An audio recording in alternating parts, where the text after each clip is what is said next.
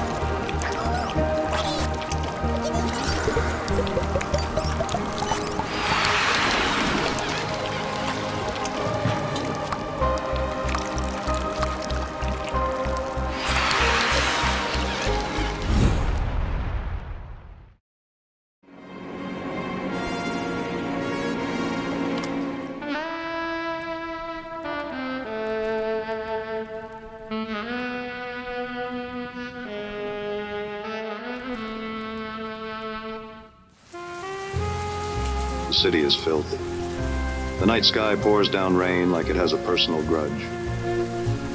The rhythm of droplets on the pavement echoes through the city's desolate alleyways, a mournful serenade to the lost souls that roam this town. The rain comes from above, but something else comes from below. A thick black sludge seeps up through the cracks in the streets, as if the city itself is bleeding its own filth and corruption. It'll stick to your soul, they laugh. But most people have long stopped wondering what exactly is oozing up through the ground. Just another bit of filth to scrape off at the end of the day.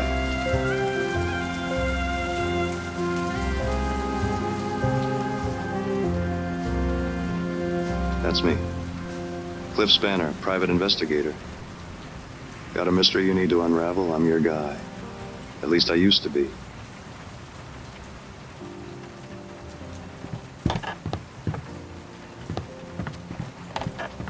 A sign on the door reads, Cliff Spanner, private investigator. Smoke curls from the end of my sparkler, turning to ash on my desk. Smoky tendrils fade into the dank air. A sudden knock on my office door shatters the silence. Yeah, come in. A woman steps into the room. Her silhouette oozes sensuality. Her eyes shimmer with desperation and allure. Her face is stunning. She moves with an elegance that seems to defy the grimy streets she must have traversed to get here. I catch a hint of her perfume, something intoxicating as she approaches my desk. I need your help, Mr. Spanner. There's something terribly wrong, and I don't know who else to turn to. Need a light?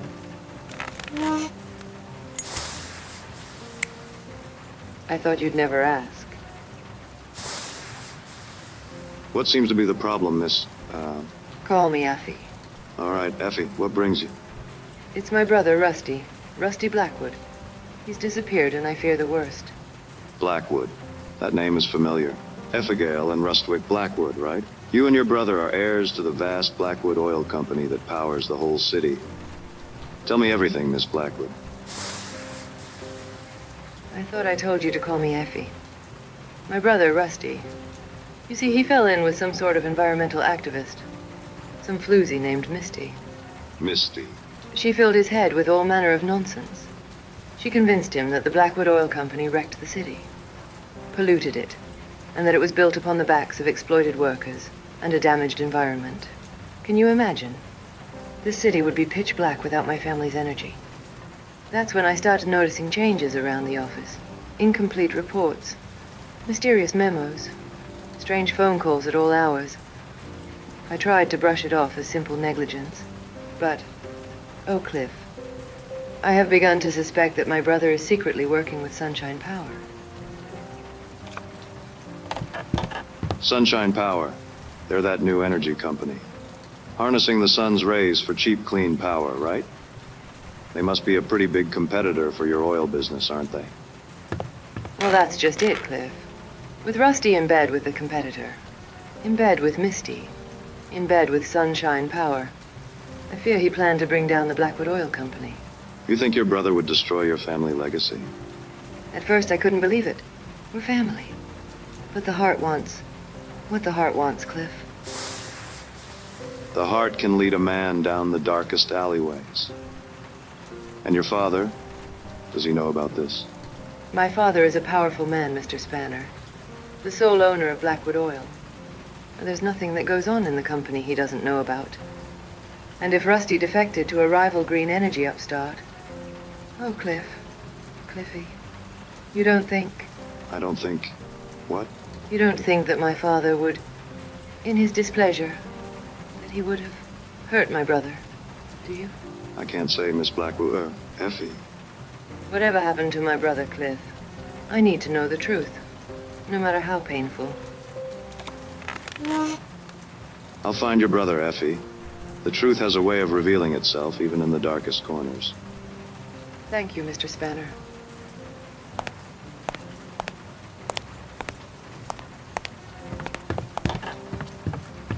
Cliffy, please, bring my brother back. The scent of Effie's perfume lingers in the air. It is certain this case will be my greatest trial yet. The stakes are high, the danger palpable, but I am a private eye, born to the shadows, a crusader in the face of darkness. I am Cliff Spanner, and I have a mystery to solve.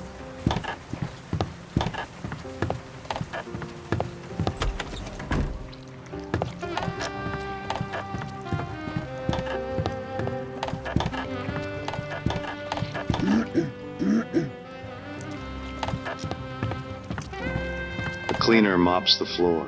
It's late, well beyond working hours. Come to think of it, I'm pretty sure someone had already mopped the hallway today. There's something familiar about his weathered face, his tired eyes, but the thought is fleeting. Hey, you.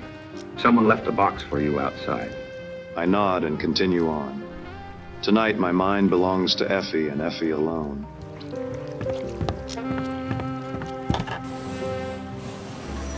I step into the inky black. A box beside the door catches my attention. A note says, "Come home soon. Love, Mom." Inside are several goo balls.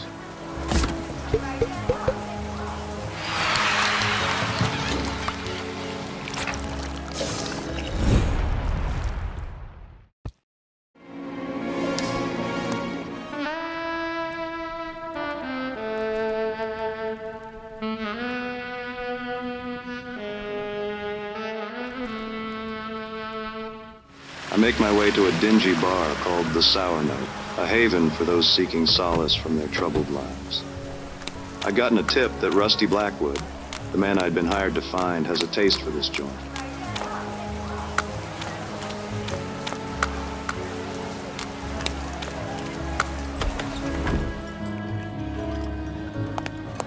A lounge singer is perched sinuously on a stool on a meager stage in the far corner. Her eyes are closed as she leans into the microphone, crooning a slow, sad tune, her voice laced with a bitter sweetness, mirroring the broken dreams of the souls huddled around the bar. I approach the bar, flicking wet from the rain off the collar of my trench coat, and take a seat on one of the worn leather stools. What's your poison, stranger? Just information tonight. I'm a bartender, pal, not a librarian. All right, give me a frosty glass of milk.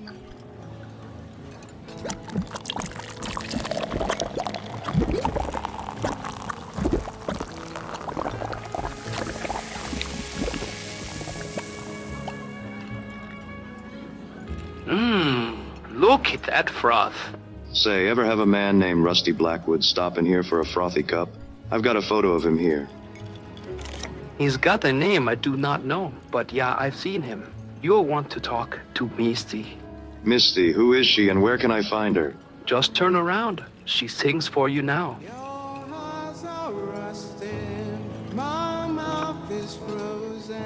Whoa. Don't go get your hopes up, pal. Now what would a woman like Misty be doing with a man like Rusty? She likes some trouble, you know, but I ain't seen these Rusty in a long distance. Were they, involved in a duet? Huh?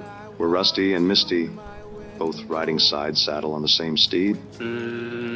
Were they sharing more than a glass of whiskey? Whiskey? What's that? Were they both 2 hot bullets in a revolver? I don't... What I mean to say is, were Misty and Rusty romantically permeated? Can't say for sure, pal. Misty follows here a long, twisty road, but I'd say she enjoys playing with fire. And Rusty, let's just say last time I saw him here, he was smoking. You're not so bad at dispensing information, bartender. Good luck, pal. Misty's sultry voice floats in the air like a wounded albatross. She sways to the rhythm of the music. Her eyes move languorously from one patron to another, as if cataloging their sins. 20 years I've waited here tonight. I'm the one in green.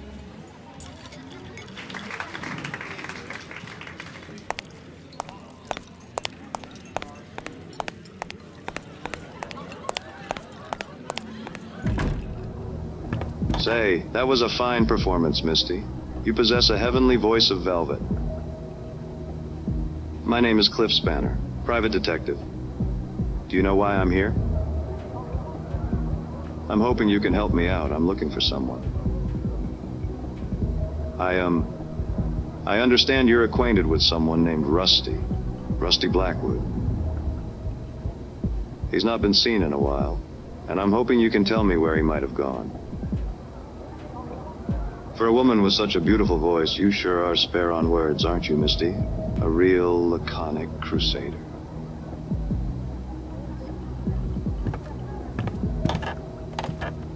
Oh, she's a knockout, isn't she? She should be illegal. Can I help you, sweetie?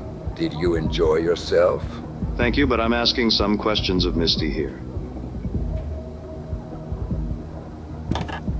Well, sure, sweetie, go ahead. I'll just powder my nose. As I was saying, my name's Cliff Spanner, private detective. I'm hoping you can help me out. Oh, yeah? Well, we'll go on then. Spit it out. I'm looking for a man who's disappeared. I'm looking for Rusty Blackwood. I understand he's an acquaintance of yours. Do me a favor, sweetie. Turn around, please.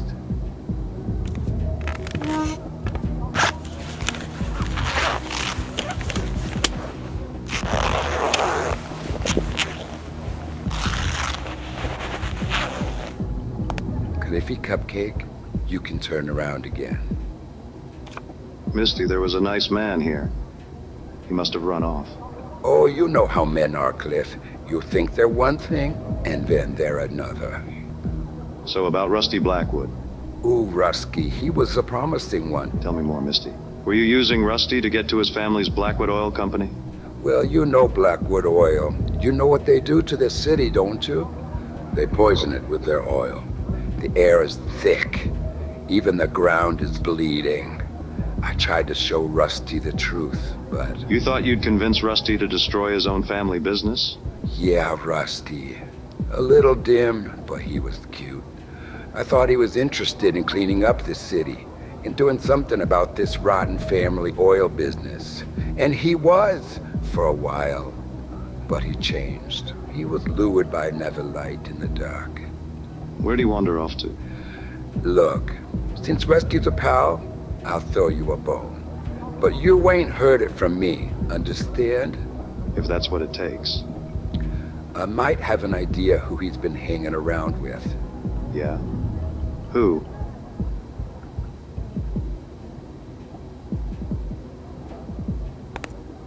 There's a man, Dmitri Konyak. He's a real charmer.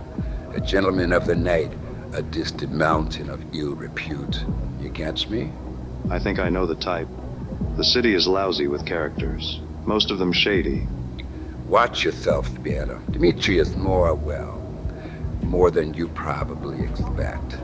He has the way of crashing even the sturdiest ships into his rocky shore.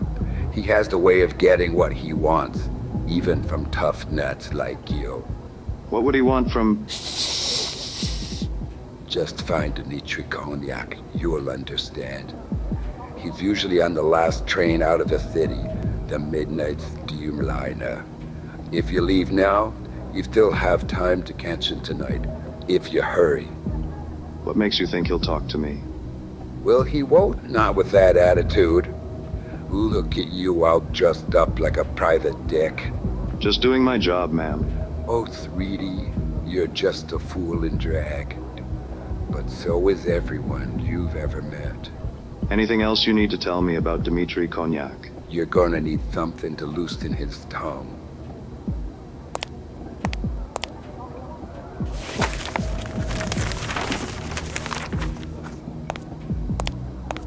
Take this.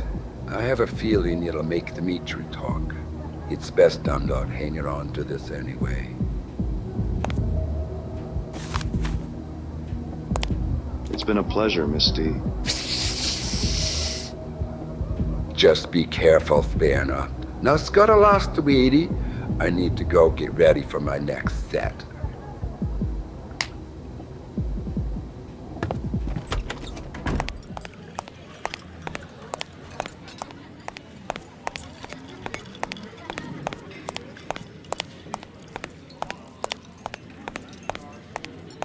Come on, let me take you another cool glass of milk, doll. Looks like he's had too much milk.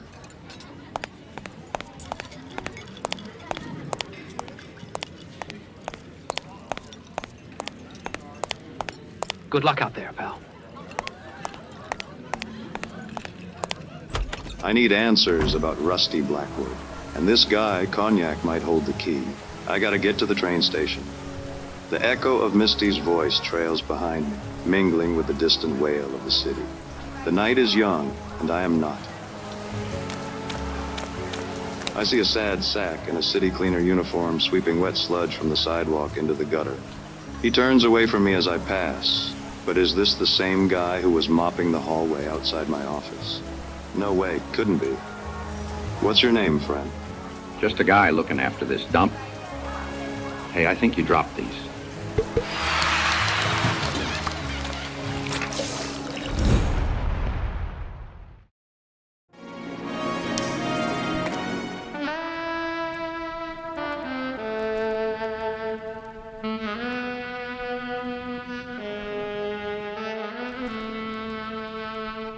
I catch the last train out of the city. All aboard the midnight steamliner. It cuts its way out of the city like a neon blade to the outskirts. A ramshackle smear of strip malls and cheap motels that splatter out of the city like an exit wound.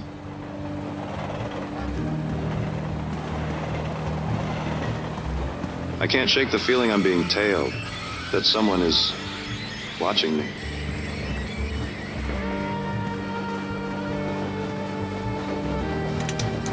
I stalk through the carriages, searching for Dmitri Konyak. I'm not sure what exactly I'm looking for, but based on Misty's description, I figure I'll know him when I see him. All I know is that Konyak is a dangerous man whose charisma is inescapable. A chill runs up my spine. Something isn't right, but I press on.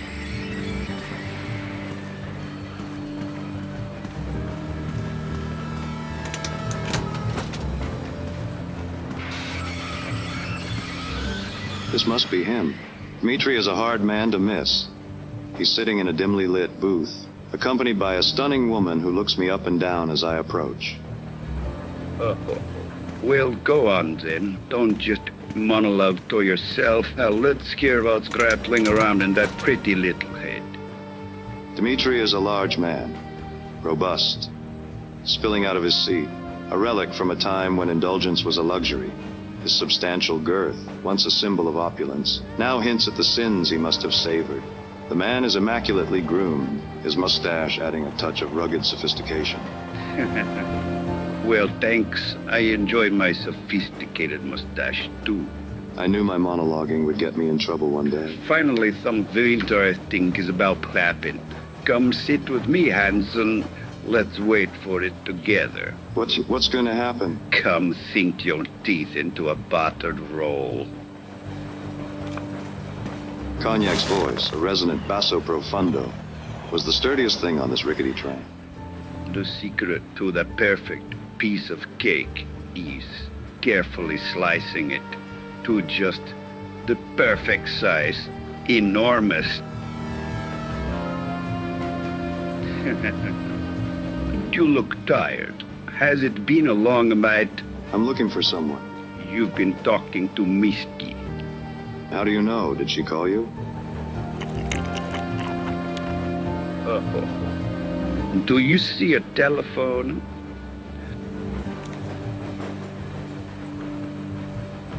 You've brought your past with you.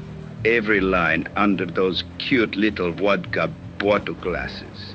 That cloud of Misty's perfume you waft him here with. I always told her she wore too much. I hope my acquired scent didn't disturb the other passengers. It doesn't matter. Of course it matters. It's my job to move like a shadow in the night, to not be seen or smelled. It doesn't matter because there is no one else on this train.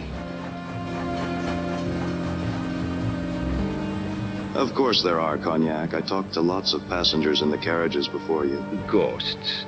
They're all ghosts. Did you try the ham? Wait, are you saying this is a ghost train? Wouldn't that be a thrilling story? No, this is not a ghost train. I'm not sure I understand. Pick someone. Anyone on the train you think you make. That woman with feathers in her hair. That man with a freshly pressed suit who looked nervous in the second car. Where are they going? It doesn't matter. Are they going to work? What would happen if they didn't go? Nothing. Nothing would happen. The train would still arrive on time. Their workplace would hire someone else. The papers would still get photocopied. Ghosts. Every one of them. Gruyere.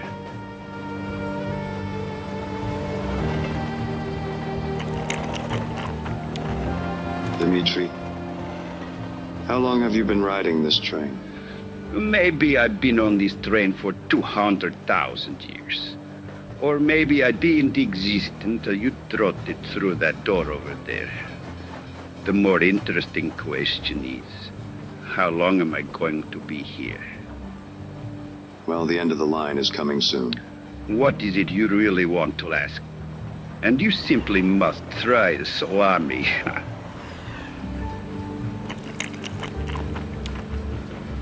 Thanks, Dimitri, but I couldn't possibly. I'm looking for a different kind of sustenance tonight. I'm looking for someone. Yes, I see.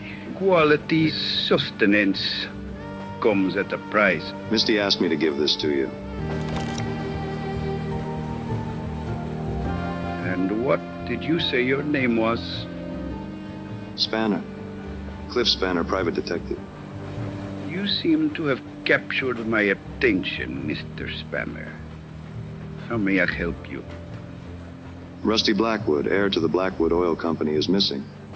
I understand he may have interacted with you. Rusty Blackwood.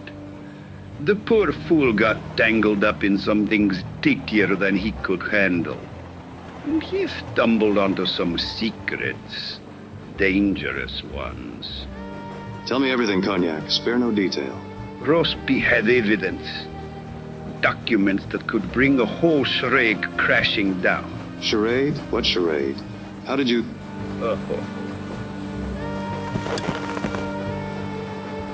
I mean, how could someone in your professional occupation...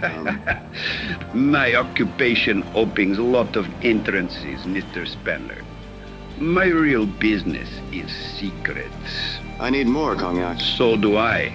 I'm all out of time. I mean wine. Tell me where I can find Rusty. Careful, Spanner.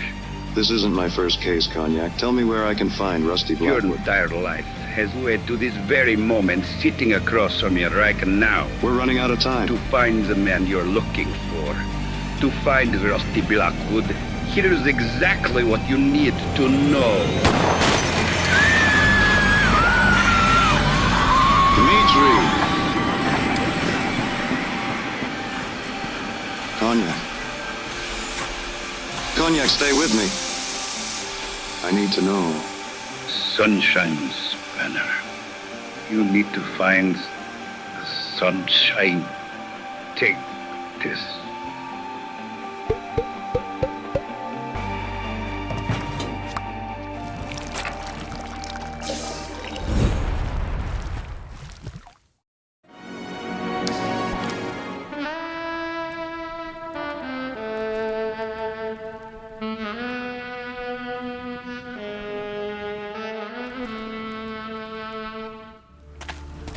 Even here, at the edge of civilization, the streets glisten with black ooze seeping up from below. In every direction there are forgotten lots and buildings, tucked away, left behind, like bad memories. An animatronic cactus stands beside me wearing a sombrero. Gotta shield yourself from the moonlight, I guess. It seems out of place and out of time, but fitting for a city that lost its way a long time ago. In this town, even the plastic cacti have a story to tell. Dmitri Kognac's final words echo in my head. Sunshine, sunshine. Could Sunshine Power be responsible for the disappearance of Rusty Blackwood, heir to the Blackwood Oil Company? What was that, amigo? Could a company that produces cheap, clean energy really be guilty of homicide, of cold-blooded murder? Look, man, I get paid $4 an hour. Hurry up and order, will you? Could Sunshine Power have assassinated an heir to their rival? No, that would be too dark, too twisted, even for this city. The explanation was probably something simpler, something more elegant. Bro, what sunshine? It's always night in this city. It's always raining. Are you gonna order or what? Sorry. Yeah, I'll have a grande burrito and, oh my God. Like a flash of lightning piercing the night sky, it hit me. The answer I'd been seeking. The truth about Rusty Blackwood. This is going to shake the very foundation of the city. I mean, it's just a burrito, bro. That'll be $16.99. Oh yeah, we're also running a special. You can take these too.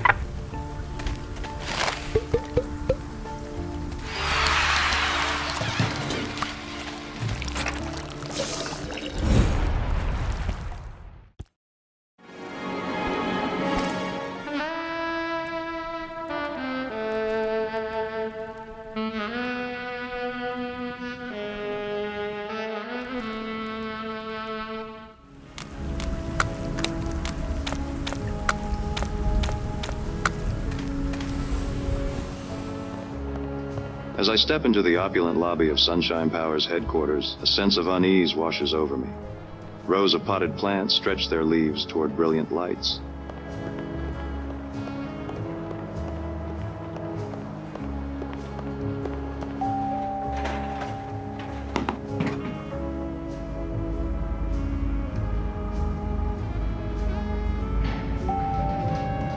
My eyes, still aching from the gleaming lobby, adjust to the muted grandeur that surrounds me. I step out of the elevator onto perfectly polished tile and cringe, thinking about the grime and sludge that my shoes are tracking in. At the end of the hallway is a set of massive wooden doors, into which is carved the image of the sun, radiant and resplendent, its rays emanating in all directions.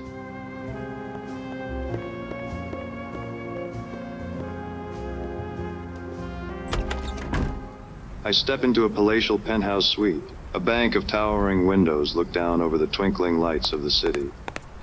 A wide desk of burnished mahogany, behind which a lone figure sits, their back to me in a high-backed leather chair. The high-backed chair spins around slowly, and a face emerges from the shadows. A face I had expected, despite my hope that somehow I was wrong. Miss Blackwood. I thought I told you to call me Effie. Effie. Mr. Spanner. I'm surprised it took you this long. I should have seen it sooner. How did you figure it out? In a city of endless night and constant rain. Sunshine, Effie. Sunshine is a rare sight. Yes, Cliffy. And yet here we have Sunshine Power, somehow generating unlimited energy from the sun. The sun that never shines. Oh, it's a great story, isn't it? It makes us feel warm. It makes us feel good, doesn't it? But it's an illusion. A mirage. I can see you're enjoying this. I figure Sunshine Power is nothing more than a clandestine subdivision of Blackwood Oil, designed to deceive environmentally conscious customers and the city regulators. It was never meant to provide clean energy, only the appearance of clean energy. And my brother, Rusty? Your brother figured out this filthy secret, and he threatened to expose you and destroy the family business. And you, Miss Blackwood, to protect your family's legacy, had your own brother killed. No, it wasn't you who murdered Rusty, Miss Blackwood. In fact, it wasn't a person at all who murdered Rusty. It was the weight of family legacy. You missed your calling, Spanner. You should be writing for the pictures. Tell me, Miss Blackwood, why did you hire me?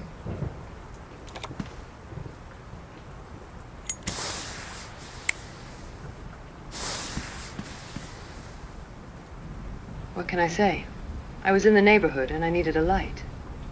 You used me to tarnish Rusty's good name, to cast aspersions about his association with Misty, with Cognac. You wanted me to... Cliffy, hush. It's not as complicated as all that. So what then? Yes, you're right. Rusty's dead.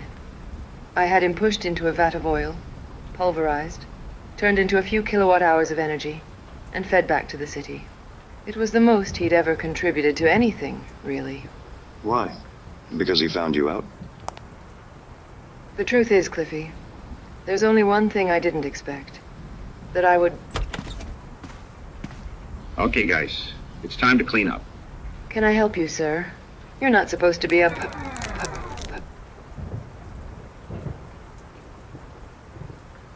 Effie, are you okay? So what's your name, pal? Cliff Spanner, private investigator. Well, yeah, you're playing as Cliff Spanner right now.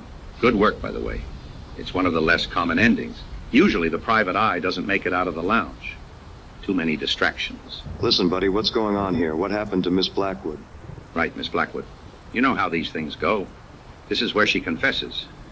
She confesses to the crime, she confesses her love, blah, blah, blah. The fun is all the stuff before. I always skip the denouement.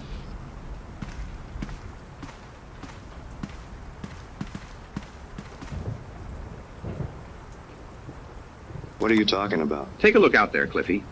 See that city? It was built for you. Well, not for you. It was built for you. Like I said before, what's your name, pal?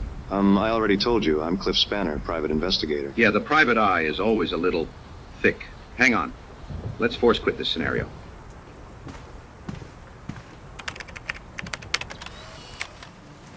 Oh, Cliff, I need help.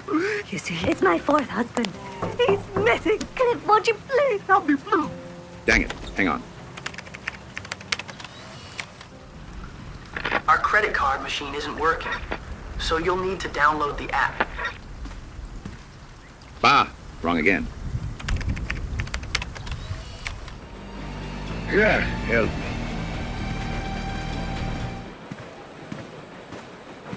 Blast it all. Okay, this has got to be it.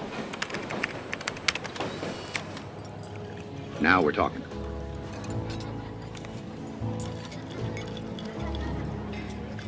Cheers. So, tell me, how are you enjoying World of Goo 17? The Black Stain? Who are you? I saw you outside my office, and... And outside the lounge and on the train. Yeah, I get around. What's going on? You and me, we're in World of Goo 17. It's a pretty good sequel. A little off-brand, maybe, but heck, I'm biased. Sequel? Yeah, I know. Some of the sequels were terrible. World of Goo 21 wasn't even a game. It was just a program that generated gameplay video. Infinite generated content you could stream on your streaming platform to your fans or whatever forever. You could be a content creator without the inconvenience of having to create content. So, you're not a cleaner? I'm just another filthy player, just like you. Or I used to be anyway. What do you mean? I'm just a fan of the World of Goo games. There were so many sequels. They really milked that franchise, didn't they? Haha. Well, yeah, I thought I was playing World of Goo, too. Oh, yeah, that was a good one. They still had some good ideas back then. I bought all the sequels, even the terrible ones. I'm a completionist, you could say. I like to be comprehensive. How many sequels were there? It looks like you've been playing some of them. I guess I'm more of a curator these days. I've made all the sequels available to play here. I think World of Goo 6, 9, and 11 are still working up there. Did you enjoy Goof? It was so stupid, but in a good way, I thought. What do you mean? You used to be a player. These games came out a long time ago. Not much of the world is left from back then. I didn't think people were even around up there anymore, until you showed up. But I think I've helped keep this franchise alive and more or less playable. So how are you talking to me now? It turns out World of Goo 17 was Turing complete, so I programmed myself into the game. It wasn't my favorite sequel, too wordy for my taste, but it let me live forever, so I rate it 4 out of 5 stars. I'm sorry, that means the real you died. I mean, a long time ago. Yes, I expect so. How about you? What's your name, pal? I was playing World of Goo 2, and suddenly the game said I was in World of Goo 17, and made me Cliff Spanner, so I just played along. I've played World of Goo 2 hundreds of times, and that's not what happens. What chapter are you in? I'm in Chapter 4. Chapter 4 in World of Goo 2 is supposed to be set in a television animated series spin-off. I guess I just thought you were like the wacky character in World of Goo games that you meet near the end of the 4th chapter. This isn't right. So, cleaner? Or curator? What do you really look like? Are you sure you want to see?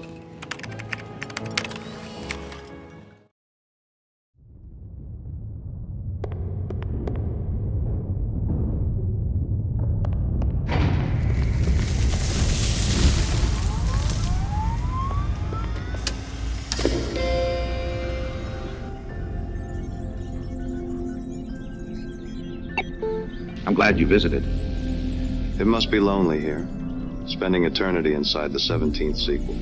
It's been a long time, but the art in 4 or 5 of the scenes is pretty good. I like to hang out in some of them. I don't think I would want to live forever inside a noir-themed sequel. I eat a lot of late-night burritos. Thank you for keeping the World of Goo sequels alive and playable after all these years. It was my pleasure. As long as this computer remains powered on, I will continue to live forever and keep the memory of these games alive. Is there anything I can do for you?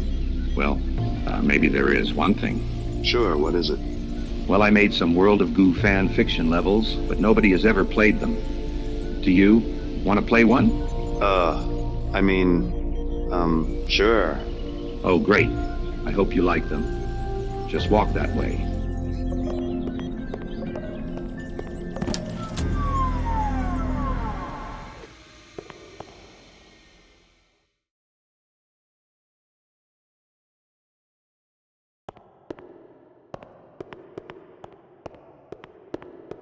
Hello? Sorry I tripped on this power cable. Is that bad? Is anyone there? Okay, I'll just plug this back in again.